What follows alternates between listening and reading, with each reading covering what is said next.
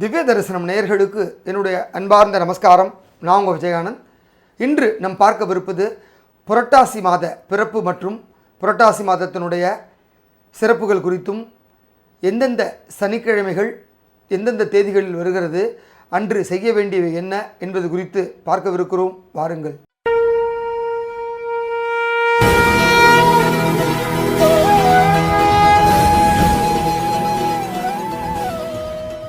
புரட்டாசி மாதம் அப்படின்னாலே பெருமாளுக்கு மிகவும் உகந்தமான மாதமாக சொல்லப்பட்டிருக்கு.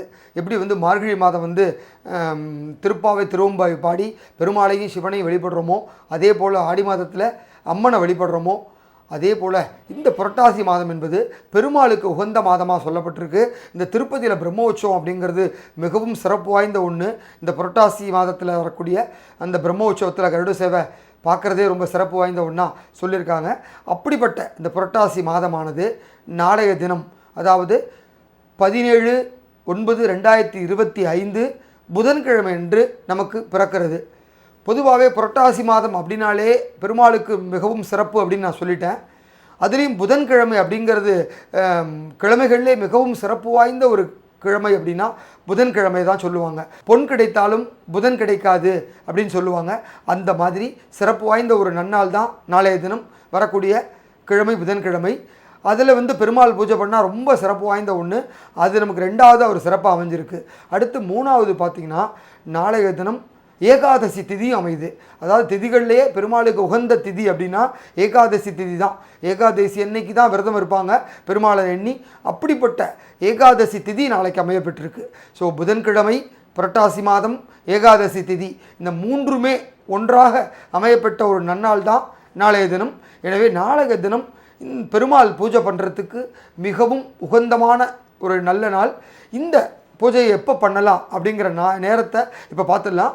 நாளைய தினம் புதன்கிழமை அப்படிங்கிறதுனால காலம்பரை 6 மணிலேருந்து 7:20க்குள்ளே உங்கள் பூஜையை வச்சுக்கலாம்.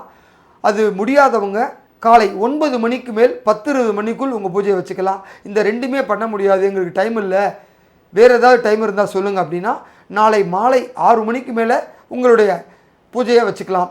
இந்த பூஜை பண்ணுறதுக்கு முன்னாடி நாளைய தினம் உங்கள் வீட்டில் எந்த பெருமாள் படம் இருந்தாலும் அந்த பெருமாள் படத்தை எடுத்து சுத்தம் பண்ணி அதுக்கு ஒரு சந்தன குங்குமம் வச்சு, முக்கியமாக எந்த பூ வைக்கிறீங்களோ இல்லையோ, ஒரு துளசி மாலையோ இல்லை துளசியை கட்டின ஒரு சரமாவோ அதுக்கு போடுங்க.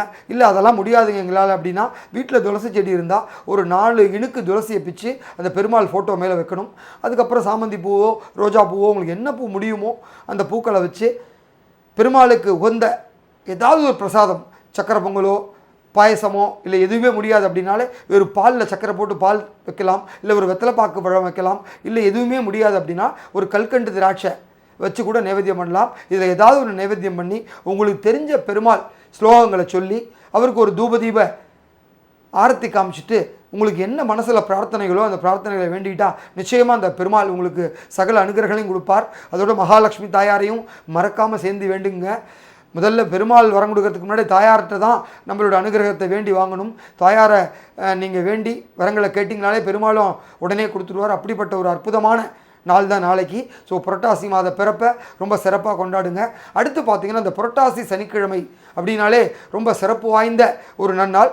இந்த சனிக்கிழமைகளில் தான் பார்த்திங்கன்னா எல்லா இடத்துலையும், அது பெரும்பாலான வீடுகளில் இந்த பெருமாளுக்கு இலை போடுற பழக்கம் ஒன்று இருக்கும். நாங்கள் பெருமாள் கும்பிடுறோம் அப்படிம்பாங்க. இந்த ஒரு மாதத்தில் பார்த்திங்கன்னா டெய்லி நான்வெஜ் சாப்பிட்றவங்க கூட இந்த புரட்டாசி மாதத்தில் வீட்டில் அசைவ சமையலை செய்ய மாட்டாங்க, அசைவம் சாப்பிட மாட்டாங்க. அப்படி ஒரு சிறந்த மாதத்தில் வரக்கூடிய இந்த புரட்டாசி சனிக்கிழமை என்பது பெருமாளுக்கு ரொம்ப சிறப்பு வாய்ந்த ஒரு நன்னாள். அந்த சனிக்கிழமைகளில் வழக்கமான எங்கள் வீட்டு வழக்கம் அப்படின்னா சமையல் பண்ணி பெருமாளுக்கு ஒரு இலையில போட்டுட்டு அதை நைவேத்தியம் பண்ணிவிட்டு சாப்பிடுவோம். அது மாதிரியான ஒரு தரம் பண்ணுவாங்க. இன்னும் ஒரு சில பேர் இந்த தளிகை பண்ணி போடுறது அப்படிங்கிற ஒரு வழக்கம் இருக்கும். அதாவது புரட்டாசி சனிக்கிழமை தளிகைன்னே பேர் அதுக்கு. ஒரு பெரிய வாழை இலையை போட்டு அந்த வாழை இலையில் பெருமாளுடைய முகத்தையே அந்த அன்னத்தினால் வரைவாங்க. பெருமாளோட முகம், கிரீடம், 2 காதுகள், அப்புறம் கழுத்து, அந்த மார்பு எல்லாத்தையும் அழகாக வச்சு அதில் பெருமாளுடைய அந்த திருநாமத்தையும் அழகாக செட் பண்ணுவாங்க. செட் பண்ணிவிட்டு அதுக்கு பக்கத்தில் இருக்கிற பழங்கள்லாம், அப்புறம் பதார்த்தங்கள், வடையெல்லாம் பண்ணியிருப்பாங்க. அப்போ என்னென்ன பண்ணியிருக்காங்களோ எல்லாத்தையும் சுற்றி வச்சு, அதுக்கப்புறம் வெத்தலைப்பாக்கு பழம் வச்சு தேங்காய் உடச்சி வச்சு அதை நைவேத்தியமாக பண்ணிவிட்டு கொஞ்சோண்டு ஒரு டம்ளர்லேயோ இல்லை இந்த பஞ்சபாத்திர உதிரணிலையோ அந்த துளசி தீர்த்தத்தை எடுத்து வச்சு அந்த துளசி தீர்த்தையும் பெருமாளுக்கு சமர்ப்பணம் பண்ணிவிட்டு அந்த தீர்த்தத்தை முதல்ல எல்லாருக்கும் கற்பூர ஆரத்துக்கு அப்புறம் தீர்த்தம் கொடுத்துட்டு அந்த தீர்த்தம் சாப்பிட்டதுக்கு அப்புறம் எல்லோரும் பெருமாள் படத்துக்கு முன்னாடி அவங்களோட பிரார்த்தனைகளை சொல்லி சாஷ்டாங்கம் நமஸ்காரம் பண்ணதுக்கப்புறம் சாப்பிட்ற பழக்கம் இருக்கும். அந்த மாதிரி பழக்கம் இருக்கிறவங்க நிச்சயம் அதையே நீங்கள் ஃபாலோ பண்ணி செய்யலாம். ரொம்ப சிறப்பு வாய்ந்த ஒன்று, அதையும் நீங்கள் செய்யலாம். அப்படி முடியாதவங்க குறைஞ்சபட்சம் உங்களால் என்ன பண்ண முடியுமோ ஏதாவது ஒரு வெரைட்டி ரைஸ், ஒரு புளி சாதமோ இல்லை சக்கரை பொங்கலோ தயிர் சாதமோ லெமன் சாதமோ இல்லை கருவேப்பிலை பொடி சாதமோ ஏதாவது ஒரு சாதத்தை செஞ்சு அதை பெருமாளுக்கு நிவேதனமாக பண்ணிவிட்டு அந்த சாதத்தை எல்லாருக்கும் கொடுக்கலாம். முடிஞ்சவங்க அன்னைக்கு ஒரு நாளைக்கு ஏதாவது ஒரு இப்படி அரிசியாவது அன்னதானம் பண்ணுங்கள். அதாவது பெருமாள் அப்படின்னாலே தெரியும், திருப்பதியிலலாம் காலம்பரத்துலேருந்து நைட்டு வரைக்கும் நித்திய அன்னதானம் கொடுத்துக்கிட்டே இருப்பாங்க. பல பெருமாள் கோவில் போனீங்கன்னா ஒரு தொன்னையில் வந்து இந்த புளி சாதம் கொடுக்கறதுங்கிறது அந்த காலத்து இந்த காலம் வரைக்கும் இருக்குது. பழைய காலத்துலலாம் வந்து பெருமாள் கோயிலில் கொடுக்குற சாப்பாடை சாப்பிட்டு வாழ்ந்த குடும்பங்கள்லாம் இருக்குது. அப்படிப்பட்ட பெருமாளுக்கு வந்ததே இந்த அன்னதானம் தான். யாருக்காவது ஒரு பிடி அரிசியாவோ இல்லை சாதமாகவோ தானமாக கொடுத்துட்டு அவங்க சாப்பிட்றத பார்த்து சந்தோஷப்பட்டு நம்ம சாப்பிடணும். எனவே பெருமாளுடைய அனுகிரகத்தை முழுசாக எங்களுக்கு வேணும் அப்படின்னு நினைக்கிறவங்க ஒவ்வொரு சனிக்கிழமையும் முடிந்ததை ஒரு ஏழைகள் ஒரு 10 ரூபா காசு கொடுக்கலாம், இல்லை ஒரு ஆசிரமத்துக்கு போய் ஏதாவது ஹெல்ப் பண்ணலாம், இல்லை ஒரு கோவிலில் கொண்டு போய் ஒரு கிலோ அரிசியை கொடுத்து பிரசாதத்துக்கு சேர்த்துக்க சொல்லலாம். இப்படி உங்களால் என்ன முடியுமோ உங்கள் சக்திக்கு எது செய்ய முடியுமோ அதை நீங்கள் பார்த்து அதே மாதிரி செய்யுங்க. இந்த வாட்டி புரட்டாசி சனிக்கிழமை அப்படிங்கிறது 5 சனிக்கிழமை அமையப்பட்டிருக்கு. அது இங்கே எப்போ அப்படிங்கிறத பார்த்துடலாம். முதல்ல வரும் 20ஆம் தேதி 20/9/2025 சனிக்கிழமை நமக்கு முதல் வாரமாக அமைஞ்சிருக்கு. அதனைத் தொடர்ந்து 27/9/2025 இரண்டாவது சனிக்கிழமை. இந்த இரண்டாவது சனிக்கிழமை அப்படிங்கிறது இன்னொரு விசேஷம் இருக்குது. என்ன அப்படின்னா நவராத்திரி அப்படிங்கிற ஒரு பண்டிகையும் இருக்குது. முதல் சனிக்கிழமைக்கு அடுத்த நாள் மகாலய அமாவாசை வருது. அந்த அமாவாசைக்கு அடுத்த நாள் திங்கட்கிழமை 22ஆம் தேதி முதல் நவராத்திரி பண்டிகை தொடங்கி அக்டோபர் மாதம் 2ஆம் தேதி வரை இருக்குது. அதனால் இந்த 2வது சனிக்கிழமை என்பது நவராத்திரிக்குள்ளே வருது. நவராத்திரிங்கிறது முப்பெரும் தேவியருக்கு உண்டான ஒன்று. அதை முதல் 3 நாள் துர்க்கைக்கும், அடுத்த 3 நாள் மகாலட்சுமிக்கும், கடைசி 3 நாட்கள் சரஸ்வதிக்கும் நம்ம ஆராதனை பண்ணுறோம். அப்போ பார்த்தா 2வது சனிக்கிழமையானது மகாலட்சுமிக்கு ஆராதனை பண்ணக்கூடிய அதே நாளில் இதுவும் சேர்றதுனால இந்த 2வது சனிக்கிழமை இந்த வாட்டி ரொம்ப சிறப்பு வாய்ந்ததாக இருக்குது. சனிக்கிழமை பெருமாளுக்கு உகந்தது, நவராத்திரியில் வர அந்த நாள் அப்படிங்கிறதுனால அது மகாலட்சுமிக்கு உகந்தது. ஸோ மகாலட்சுமி அண்ட் பெருமாள் 2 பேருடைய அனுகிரகமும் சேர்த்து கிடச்சிரும் அந்த 2வது சனிக்கிழமை பண்ணுறதுனால. அடுத்து பார்த்திங்கன்னா 3வது சனிக்கிழமை. 3வது சனிக்கிழமை அக்டோபர் மாதம் 4ஆம் தேதி நமக்கு அமையப்பட்டிருக்கு. ஸோ அதனைத் தொடர்ந்து அக்டோபர் 11ஆம் தேதி 11/10/2025 4வது சனிக்கிழமை இருக்குது. பொதுவாக 4 சனிக்கிழமை தான் வரும். இந்த வாட்டி 5வது சனிக்கிழமை இருக்குது. அதாவது 18/10/2025 சனிக்கிழமை நமக்கு 5வது சனிக்கிழமையாக இருக்குது. அன்றைக்கி வந்து பார்த்திங்கன்னா மாசப்பிறப்பும் இருக்குது. ஐப்பசி மாதம் 1 தேதி. புரட்டாசி 31 தேதி முடிஞ்சு ஐப்பசி 1 தேதி பிறந்துருது.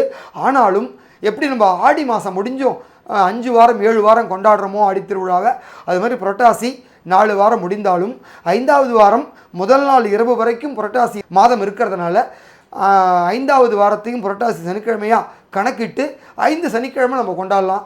அதனால் இந்த சனிக்கிழமை பூஜை பண்ணுறவங்க இந்த வாட்டி நாளோடு மட்டும் நிப்பாட்டிடாமல் 5வது வாரமும் பண்ணி முழுமையாக பெருமாளுடைய அனுகிரகத்தை பெறணும் அப்படிங்கிறத கேட்டுக்கிறேன்.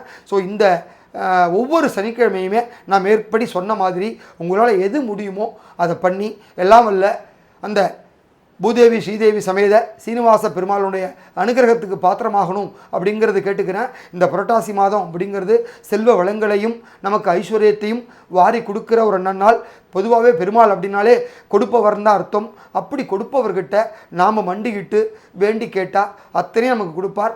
அனைவருக்கும் எல்லா செல்வங்களும் கிடைத்து சகல சௌபாக்கியத்தோடு இருக்கணும்னு சொல்லி வேண்டிக்கிறேன். நன்றி, வணக்கம்.